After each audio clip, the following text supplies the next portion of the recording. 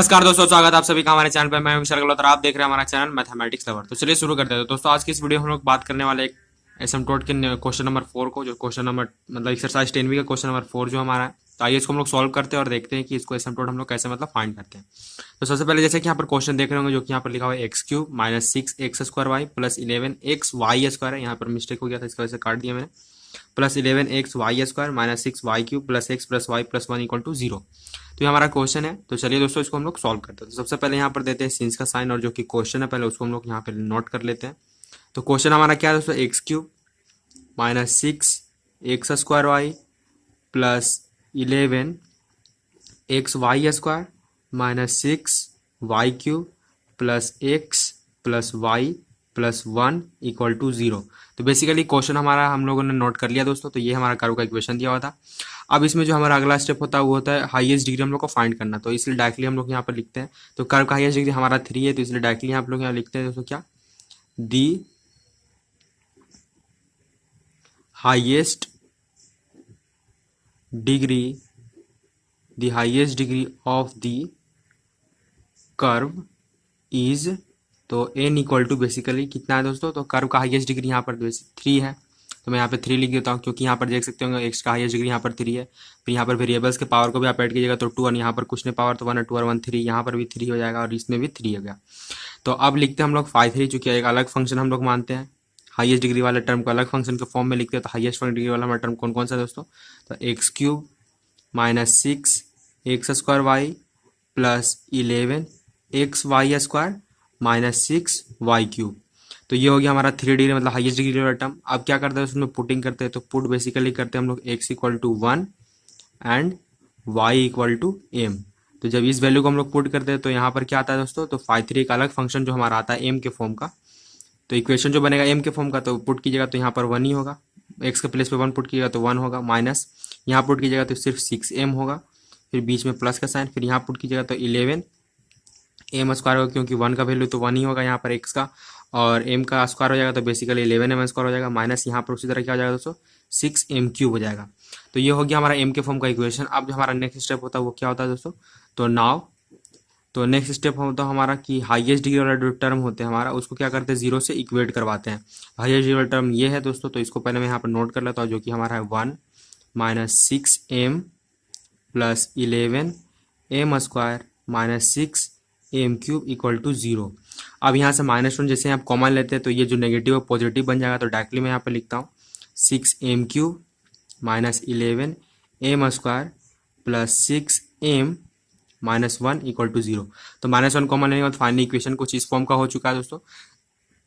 तो इसमें देख सकते हो कुछ कॉमन वगैरह नहीं आ रहा, तो यहाँ पर हम लोग प्लस आने वाले फिर एक मेथड का यूज करेंगे, जिसमें करते हैं क्या, पुटिंग करते हैं। तो पुट ऐसे वैल्यू को यहाँ पर हम लोग पुट करते हैं m के प्लेस पे, जो RHS को फर्स्ट सेटिस्फाइड करते हैं, मतलब 0 वैल्यू को इधर ला दे LHS में। तो जब ये पुट करते हैं हम लोग m इक्वल टू 1, तो जब इस वैल्यू को आप पुट कीजिएगा तो बेसिकली यहाँ पर 6 होगा, यहाँ पर 6 होगा, तो पॉजिटिव पॉजिटिव ऐड कीजिएगा तो 12 होगा, और यहाँ -1 है, -11 है, और यहाँ -1 है। तो ऑब्वियसली 1 का वैल्यू तो 1m स्क्वायर का मतलब m1 का वैल्यू तो 1 ही होगा, स्क्वायर कीजिएगा तो -11 और प्लस -1 दोनों को ऐड कीजिएगा तो -12, मतलब बेसिकली ये क्या हो जाएगा दोस्तों, सेटिस्फाइड कर देगा। तो डायरेक्टली आप लिख सकते हैं क्या, LHS इक्वल टू RHS। तो m वही वैल्यू है जो हम लोग यहाँ पे पुट करते हैं, तो ये हमारा इक्वेशन फाइंड करता है। तो डायरेक्टली आप लिख सकते हैं क्या, m-1 इक्वल टू 0। तो ये जो फॉर्म देख रहे हैं दोस्तों m-1, तो इससे करते हैं हम लोग इस टर्म को डिवाइड, और यहाँ से हम लोग को मिलता है क्वाड्रेटिक फॉर्म। तो उसको सॉल्व करके हम लोग 2 वैल्यू निकालते हैं। तो पहला वैल्यू m इक्वल टू 1, तो पहला वैल्यू हम लोग को यही निकल चुका है दोस्तों। तो अब हम लोग जैसे इसको डिवाइड करते हैं तो यहाँ पर लिख सकते हैं क्या, इसलिए डायरेक्टली जब आप लोग डिवाइड करते हैं, जो कि है क्या दोस्तों, इसको थोड़ा सा अरेंज करके मैं लिख देता हूँ। तो 6m³ minus 11m square plus 6m minus 1, ये डिवाइडेड बाय किसके साथ होगा दोस्तों, m-1 के साथ, क्योंकि इससे डिवाइड करना होगा इसलिए। तो जब इससे डिवाइड कीजिएगा तो जो क्वाड्रेटिक फॉर्म मिलेगा इक्वेशन का फॉर्म में, वो क्या होगा दोस्तों, तो इक्वेशन हमारा मिलता है जो कि होता है दोस्तों 6m स्क्वायर माइनस 5m, तो 6m square minus 5m plus 1, और यहाँ पर जो m-1 तो है ही दोस्तों equal to 0।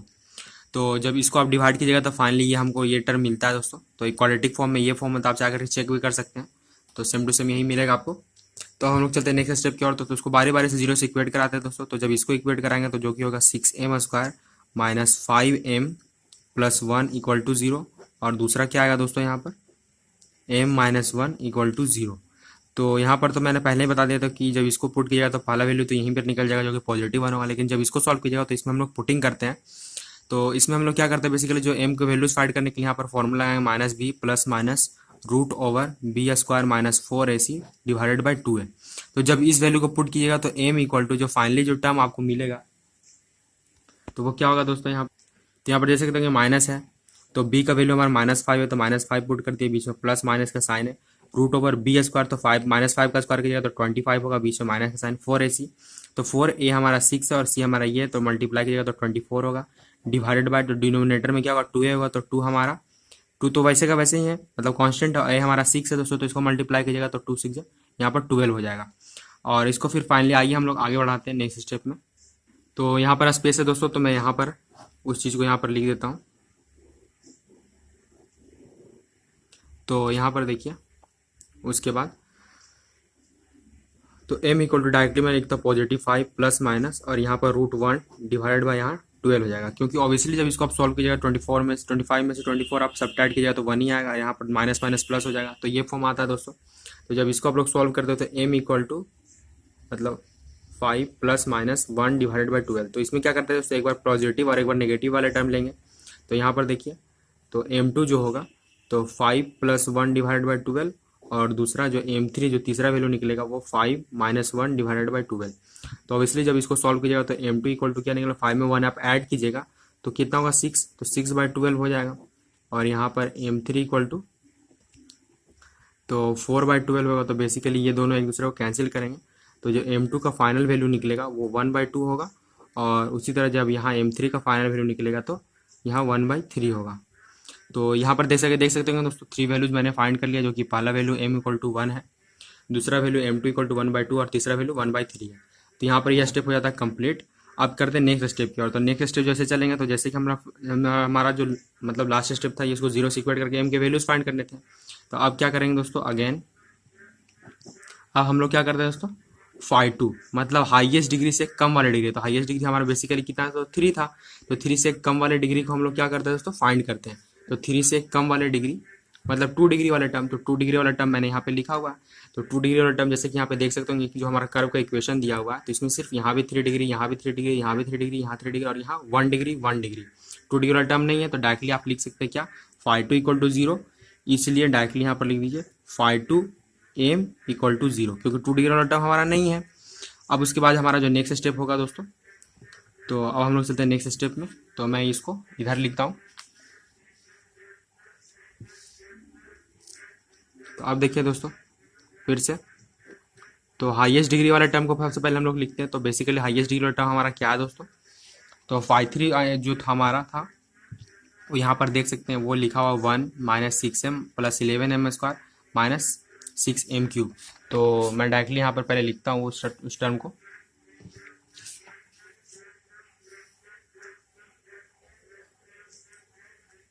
One minus 6m plus 11m² minus 6m³।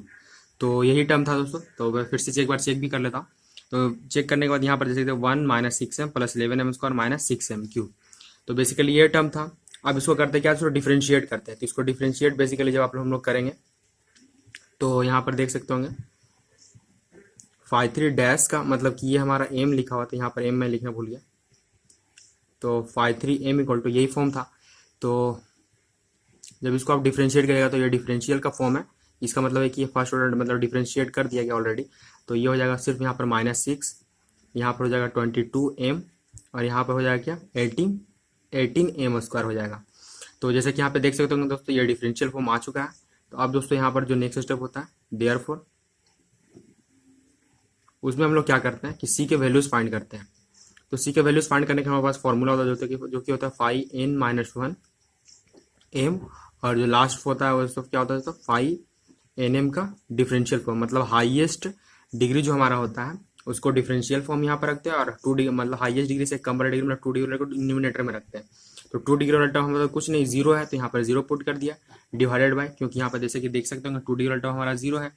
और डिफरेंशियल फॉर्म जो कि यहाँ पर हम लोगों ने फाइंड किया था, तो यहाँ पर डायरेक्टली मैं लिख देता हूँ 18m² प्लस 22m माइनस 6। तो ये होगा डिफरेंशियल फॉर्म। अब क्या करेंगे दोस्तों, इसमें डायरेक्टली आपको डिवाइड नहीं देना, क्योंकि m के वैल्यूज हम लोग फाइंड कर चुके हैं। तो m के वैल्यूज कौन कौन से दोस्तों, तो पहला वैल्यू m इक्वल टू 1 था, दूसरा वैल्यू हाफ था और तीसरा वैल्यू 1/3 था। तो बारी बारी से इसमें पुटिंग करेंगे। तो आप देखिए दोस्तों नाउ, तो हम लोग पुट करते हैं क्या, m को हमारा जो पहला वैल्यू m इक्वल टू 1, तो जब इसको पुट कीजिएगा तो देन तो C1 जो हमारा पहला वैल्यू निकलेगा वो ऑब्वियसली आपको 0 ही मिलेगा दोस्तों, क्योंकि यहाँ पर कुछ भी आप पुट कीजिएगा तो कुछ भी वैल्यू आएगा तो वो डिवाइड होने के बाद 0 ही होगा। तो ये हो गया। फिर अगेन फिर से आप पुट कीजिएगा क्या दोस्तों, m2। तो m2 दूसरा वैल्यू हमारा क्या था दोस्तों, हाफ था 1/2। तो देन इस बार भी आपको जो C2 मिलेगा दूसरा वैल्यू, वो भी क्या होगा दोस्तों, 0 होगा, क्योंकि कुछ भी मैंने आपको पहले बताया था कि यहाँ पर कुछ भी पुट कीजिएगा आप जाकर आपने चेक कर सकते हैं, आपको ये भी 0 ही मिलेगा। कुछ भी चेक कीजिएगा तो डिवाइड हो जाएगा, तो न्यूमिनेटर चूंकि 0 हो चुका है तो कुछ भी डिजिट अगर नीचे आएगा तो वो भी 0 ही होगा। फिर थर्ड कंडीशन जो हमारा होगा फर्दर उसी तरह फिर हम लोग पुट करते हैं m3 जो हमारा तीसरा वैल्यू, वो बेसिकली क्या है दोस्तों 1/3। तो देन तो जो C3 आएगा तीसरा वैल्यू वो क्या होता है दोस्तों, हमारा 0 हो जाता है। तो यहाँ पर देख सकते होंगे कि किसी भी वैल्यूज को आप पुट करते हैं यहाँ पर, जो हमारा C के वैल्यूज है यहाँ पर देखिए, यहाँ पर देख सकते होंगे तो C का फॉर्म यहाँ पर कुछ भी आप वैल्यू पुट कीजिएगा तो हमारा कितना आएगा दोस्तों, 0 ही आएगा। अब यहाँ पर करते हैं दोस्तों क्या, क्योंकि हम लोग क्या जानते हैं दोस्तों कि द इक्वेशन ऑफ लाइन, तो इक्वेशन ऑफ लाइन बेसिकली हम लोग जानते हैं जो कि होता है क्या, y equal to mx plus c। तो यही होता है दोस्तों इक्वेशन ऑफ लाइन। तो हम लोग क्या करते हैं, पहले वैल्यू के लिए m1 के लिए, क्योंकि m1 हमारा क्या था 1 था, तो c1 हमारा 0 था, तो पहले वैल्यू के लिए तो जब इसको यहाँ पर हम पुट करते हैं तो y इक्वल टू m1 तो हमारा 1 था, तो 1 इंटू एक्स, और c1 हमारा 0 था, तो फाइनली जो इक्वेशन बनता है y इक्वल टू सिर्फ x होता है। तो इसको चूंकि RHS मतलब LHS में, तो इसको RHS में लाइएगा तो इक्वेशन किस तरह का बनेगा दोस्तों, x minus y equal to 0। तो ये हमारा पहला इक्वेशन बन गया। ठीक उसी तरह हम लोग दूसरे इक्वेशन की ओर चलते हैं। तो दूसरा इक्वेशन हमारा क्या है दोस्तों, y इक्वल टू यहाँ पर सिर्फ m2x हो जाएगा, क्योंकि दूसरे वैल्यू की हम लोग बात करने वाले हैं, और यहाँ पर C2 हो जाएगा। तो y इक्वल टू, तो m2 हमारा क्या था दोस्तों 1/2 था इंटू एक्स, तो डायरेक्टली मैं यहाँ पर लिख देता हूँ क्या, x/2। तो C2 भी हमारा कितना था, 0 आया था। तो बेसिकली जब इसको सॉल्व कीजिएगा आप तो 2y इक्वल टू एक्स होगा, और इक्वेशन को जब आप चेंज कीजिएगा तो x minus 2y equal to 0। तो ये हमारा दूसरा इक्वेशन हो गया दोस्तों, क्योंकि पॉजिटिव मतलब यहाँ पर 2y को LHS से RHS में लेके जाएगा तो इक्वेशन कुछ इस फॉर्म में बनेगा।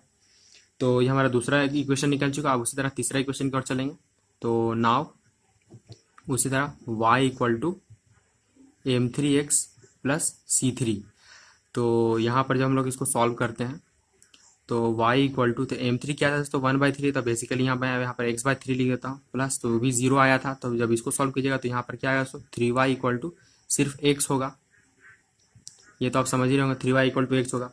फिर जब इसको चेंज कीजिएगा तो फाइनली जो इक्वेशन निकलेगा आपको x minus 3y equal to 0।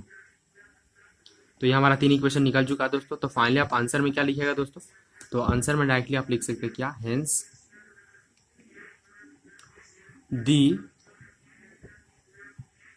required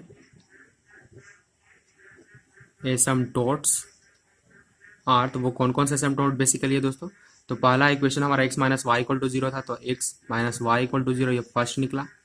उसी तरह दूसरा क्या था दोस्तों, x minus 2y equal to 0, तो यहाँ पर मैं पुट करता हूँ x minus 2y equal to 0, दूसरा निकल गया। एंड जो थर्ड है वो क्या है दोस्तों, x minus 3y equal to 0। तो ये हो गया हमारा आंसर। तो जैसा कि देखा दोस्तों कि इस टाइप के क्वेश्चन को मैंने कैसे डील किया, तो आई होप कि आपको समझ में आ गया होगा क्वेश्चन। तो अगर किसी को किसी तरह डाउट हो तो कमेंट सेक्शन में मैसेज करना मत भूलिएगा दोस्तों। वीडियो देखने के लिए आपका बहुत बहुत धन्यवाद दोस्तों। चैनल को प्लीज सब्सक्राइब जरूर कर लीजिए दोस्तों, क्योंकि मैं आप सभी के लिए ऐसे मैथ का सोल्यूशन वीडियो लाता रहता हूँ। वीडियो देखने के लिए आपका बहुत बहुत धन्यवाद दोस्तों।